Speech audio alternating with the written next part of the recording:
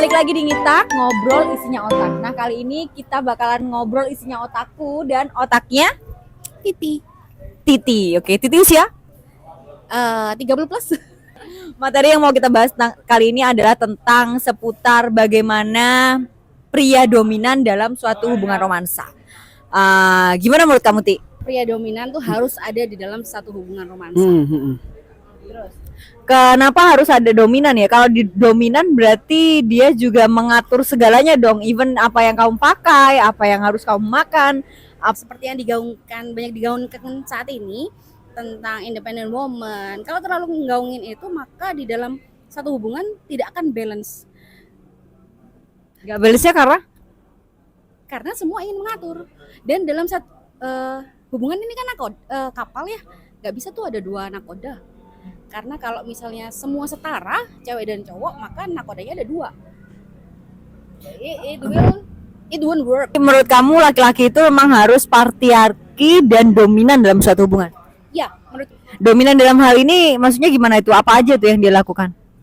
Dia akan pimpin mau kemana ini jalannya. Dia akan lead the family, protect, provide, anything, fight for his family. Kondisi ekonomi yang kayak gini ya, iklim ekonomi kayak gini, jadi perempuan itu banyak yang harus bekerja bantu ekonomi keluarga gitu. Jadi mau tidak mau dia memang harus sifat masculinity-nya memang harus keluar gitu, sifat jiwa independennya harus keluar karena kebutuhan rumah tangga itu tidak terpenuhi gitu. Kalau menurut kamu gimana tuh?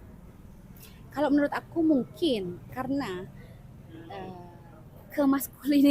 maskulinitas seorang wanita, maka ini mendorong kemajuan cowok ini berkurang.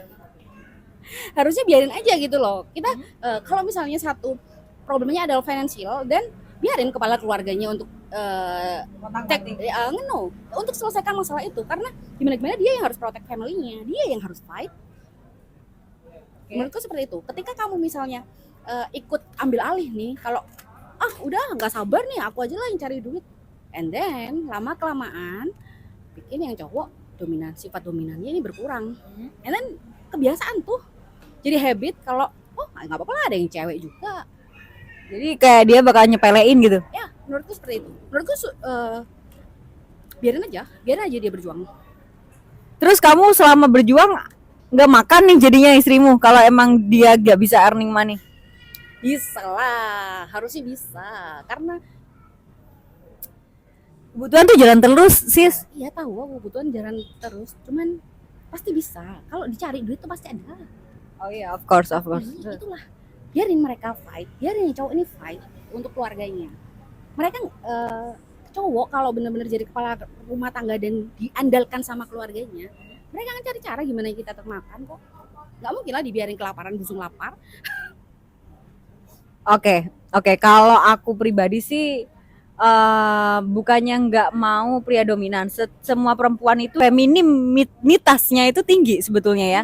Kita itu memang suka di princess treatment ya, karena memang pada dasarnya mulai dari kecil kita udah di princess treatment sama orang tua kita, udah disediain semuanya. Terus kita harus hidup di dunia contohnya berpasangan atau dunia luar, terus kita harus bekerja dan lain-lain. Itu pasti akan berbeda kemampuannya dengan seorang laki-laki. Tapi kalau aku menjunjung tinggi power of woman, artinya perempuan itu juga punya power untuk creating hidupnya.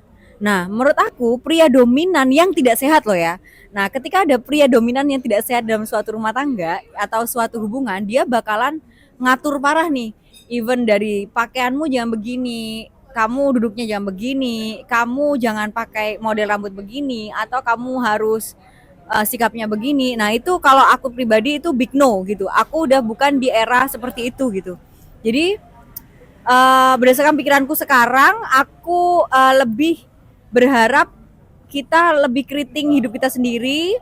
Terus maksudnya kita menjalani hidup sesuai seperti yang ingin kita ciptakan, karena setiap manusia punya free will. Itu sih aku pengennya, kalau aku lebih ke situ sih. Jadi pria dominan, aku berharap dominannya itu dominan yang sehat gitu, yang sehat, yang tugasnya apa nih, kewajibannya apa nih, provide, protect, secure, and pasangan perempuannya feminimnya apa nih? Dia sebagai rahim kan, seperti penghangat rumah tangga kan, artinya dia ya taking care anaknya, preparing food, apa namanya, bikin rumahnya nyaman, itu tugasnya lebih seperti itu. Tapi dia bukan berarti tidak boleh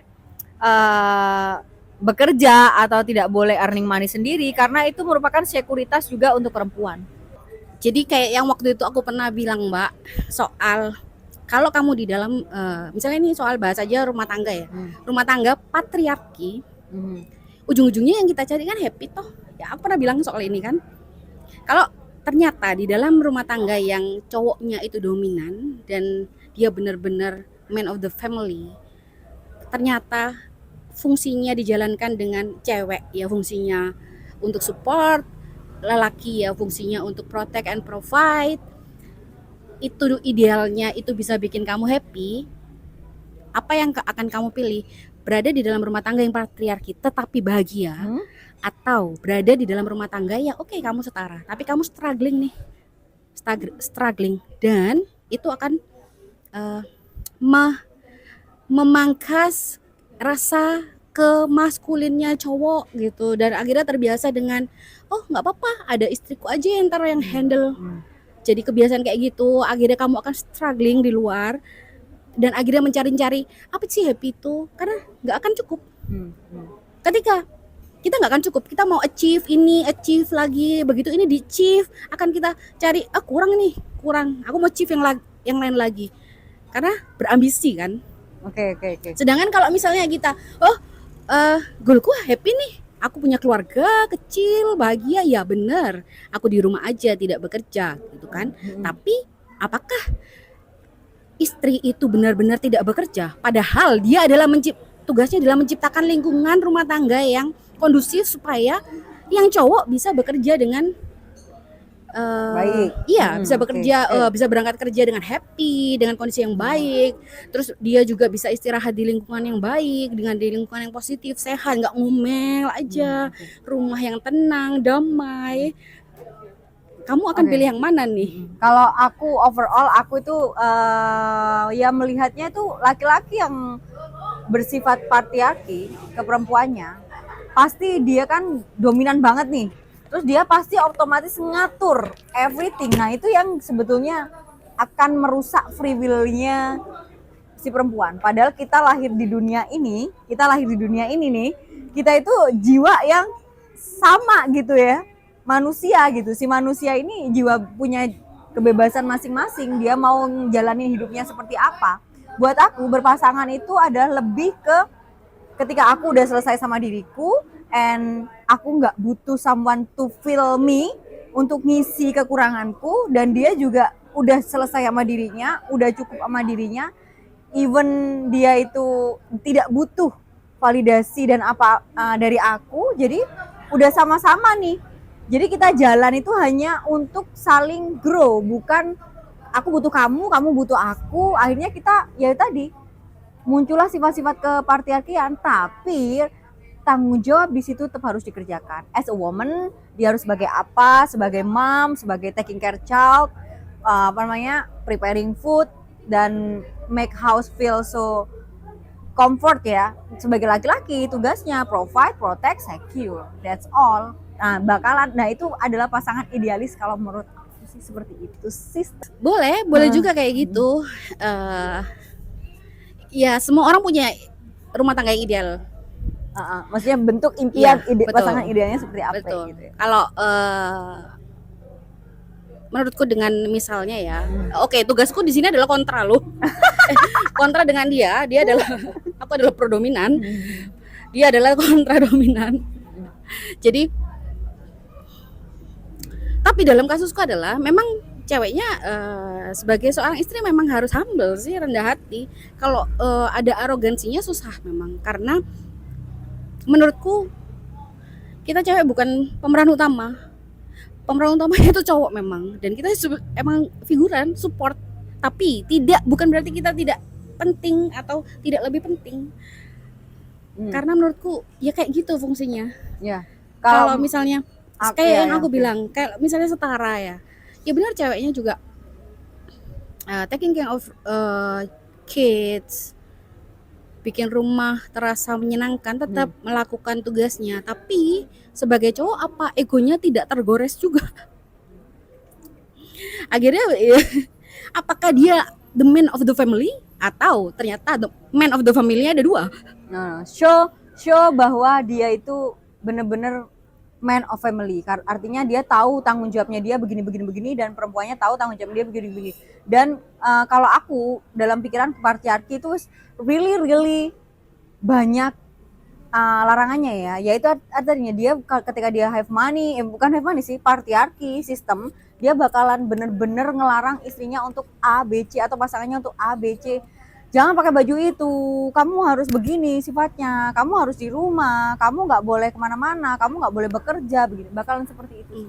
Dan itu yang akan bikin seorang perempuan itu tidak bisa mengeluarkan powernya. Nah, padahal kita sebagai insan manusia, kita itu punya hak, punya will, kebebasan juga untuk ya creating our life. Nah, itu supaya hidup terasa lebih hidup. Itu sih. Ya, that's why. Sekali lagi aku bilang dalam ini pendapatnya kita beda-beda. Dalam kasusku adalah patriarki di mana seorang istri tetap punya ruang untuk bersuara.